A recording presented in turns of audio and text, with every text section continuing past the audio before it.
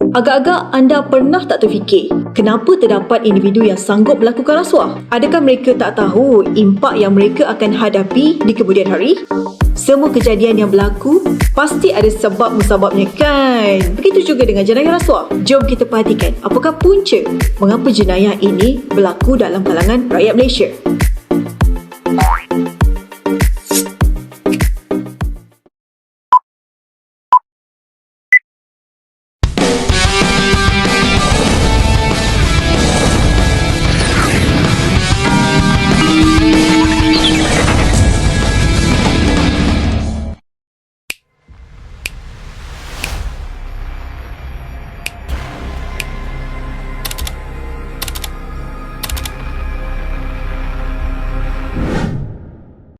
Assalamualaikum warahmatullahi taala wabarakatuh dan salam sejahtera kepada semua. Di dalam modul kali ini, kita akan mempelajari berkenaan dengan punca-punca rasuah, teori segitiga fraud, simptom atau tanda-tanda mereka yang terlibat dengan jenayah rasuah dan akhir sekali, kesan-kesan rasuah berserta contoh kes sebenar.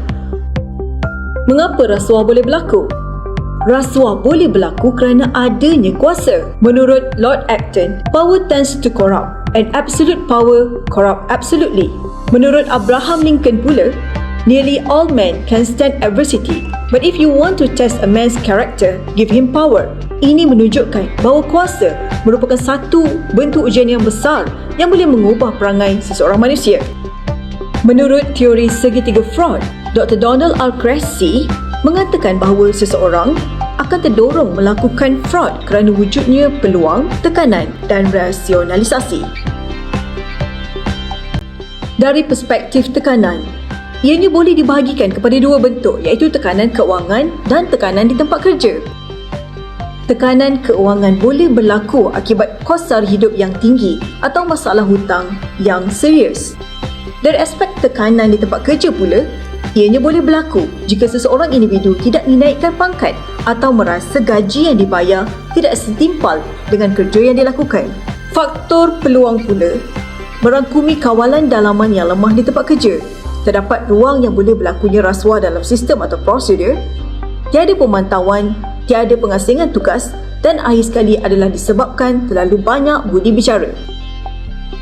Dari aspek rasionalisasi pula, orang yang terlibat dengan rasuah cenderung untuk mewajarkan perbuatan salah yang dilakukan dengan alasan yang kelihatan rasional bagi diri mereka. Contohnya, mereka akan mengatakan bahawa semua orang lain buat benda ni, bukan saya seorang. Orang nak bagi, ambil ajalah, bukan saya minta pun. Kalau saya tak ambil, orang lain ambil dan lain-lain lagi. Di dalam bahagian yang kedua ini, kita akan mempelajari dengan lebih lanjut berkaitan dengan simptom-simptom rasuah. Simptom yang pertama adalah gaya hidup berubah menjadi mewah secara mendadak. Contohnya, membeli hartanah yang mahal, kereta yang mewah dan bercuti dengan pakej pelancongan eksklusif. Simptom yang kedua pula adalah di mana seseorang individu itu tidak dapat menjelaskan punca perolehan hartanya. Simptom yang ketiga adalah mereka tidak mahu dinaikkan pangkat atau ditukarkan ke bahagian lain kerana lebih selesa dengan jawatan sedia ada. Ini kerana mereka telah sangat memahami ruang atau selok-belok yang boleh dimanipulasi untuk faedah diri sendiri dan memberikan keuntungan pada dirinya. Simptom yang keempat pula adalah di mana mereka akan sering menerima panggilan telefon yang mencurigakan dari individu yang tidak diketahui, seolah-olah mereka sedang menyembunyikan sesuatu dari orang lain. Simptom yang kelima adalah mereka akan meletak jawatan atau berhenti kerja secara tiba-tiba. Ini mungkin berlaku kerana mereka telah mengumpul wang rasuah yang begitu banyak ataupun mereka merasakan bahawa aktiviti haram mereka telah dikesan dan tidak lagi selamat. Simptom yang keenam pula adalah di mana mereka mempunyai perhubungan yang terlalu rapat dengan pelanggan syarikat atau jabatan. Contohnya, mereka sering bercuti bersama, selalu keluar makan, selalu memberi hadiah dan lain-lain lagi. Di dalam bahagian yang ketiga ini, saya akan menjelaskan berkenaan dengan kesan rasuah kepada ekonomi, reputasi negara, individu, organisasi, keselamatan negara dan lain-lain berdasarkan kes sebenar. Pertamanya, rasuah akan menjejaskan ekonomi disebabkan oleh ketirisan hasil di sesebuah negara. Individu yang terbabit dengan rasuah juga akan kehilangan jawatan dan kedudukan. Antara beberapa pemimpin negara yang tumbang kerana jenayah rasuah termasuklah Presiden Suharto. Presiden Mobutu, Presiden Marcos dan juga Richard Nixon. Pemerintahan Suharto selama 32 tahun dibayangi skandal rasuah, amalan kronisme, diktator dan penindasan. Transparency International menganggarkan jumlah penyelewengan Suharto adalah sekitar 15 bilion hingga 35 bilion. Suharto akhirnya meletakkan jawatan susulan pemberontakan rakyat Indonesia pada tahun 1998. Manakala Presiden Mobutu terkenal sebagai diktator, skandal rasuah, nepotisme dan penyelewengan dana kerajaan berjumlah antara 4 bilion hingga 15 bilion. Beliau mengamalkan gaya hidup mewah termasuk terbang dengan jet Concorde ke Paris semata-mata untuk membeli belah. Presiden Marcos menggelapkan wang kerajaan antara 5 bilion hingga 10 bilion. Beliau dikatakan mengumpul 15 bilion kekayaan pribadi. Rakyat Filipina bangkit memberontak melalui revolusi kuasa rakyat pada Februari 1986 dan menggulingkan Marcos. Beliau dan isteri lari ke Hawaii dan meninggal dunia di sana pada 28 September 1989. Presiden ke-37 Amerika Syarikat, Richard Nixon, dikaitkan dengan perbuatan rasuah dan salah guna kuasa semasa kempen pilihan raya presiden pada tahun 1972 melalui skandal Watergate. Selain dari senarai yang kita bincangkan sebentar tadi, terdapat juga kes-kes lain yang berkenaan dengan kesan perbuatan rasuah oleh golongan yang berpengaruh.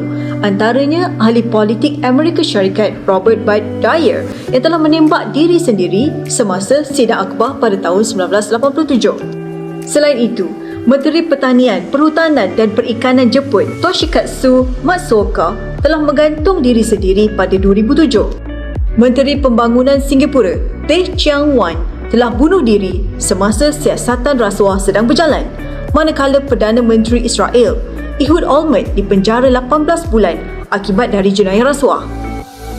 Dari sudut harta benda pula, harta atau aset yang dimiliki dengan menggunakan hasil rasuah akan disita dan dilucut hak oleh pihak berkuasa. Sebagai contoh, dalam kes penyelewengan di Kementerian Belia dan Sukan, pihak SPRM telah menyita 69 akaun yang bernilai 8.33 juta, rumah mewah, 12 kereta mewah, jam berjenama, beg tangan mewah dan lain-lain lagi.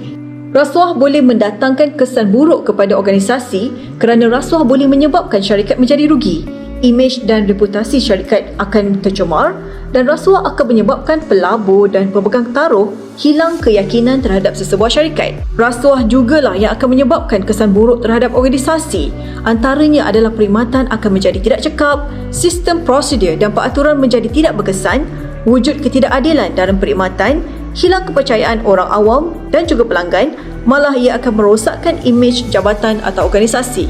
Selain dari itu, perbuatan rasuah juga menyebabkan penambahan 10% kepada kos perniagaan. Ini kerana bayaran rasuah untuk memperoleh sesuatu projek atau kontrak akan meningkatkan kos operasi, dan apabila kos operasi meningkat, harga barangan atau perkhidmatan turut akan menjadi lebih mahal. Pada bahagian ini, kita akan melihat dengan lebih lanjut berkaitan tentang kesan rasuah terhadap alam sekitar. Walaupun perbuatan rasuah dilakukan oleh mereka yang berjawatan kecil dalam perkhidmatan awam, kesan kepada keselamatan dan alam sekitar amatlah besar. Terdapat beberapa contoh yang boleh dikaitkan dengan kejadian ini, seperti rasuah yang dilakukan oleh mereka yang bertugas di sempadan negara yang menyebabkan senjata api dan bahan terlarang masuk ke dalam negara. Selain itu, rasuah yang dilakukan oleh pegawai Jabatan Alam Sekitar boleh menyebabkan mereka yang melakukan pencemaran terlepas daripada tindakan undang-undang. Pelakuan rasuah boleh menyebabkan berlakunya penyeludupan serta perbuatan mencuri pasir. Dianggarkan 3,000 lori digunakan untuk menyeludup atau mencuri pasir selama setahun dan kerugian boleh mencecah hampir 600 juta. Pengorekan pasir melebihi had yang dibenarkan boleh mengubah corak aliran air sungai dan seterusnya mengganggu habitat tumbuhan dan haiwan.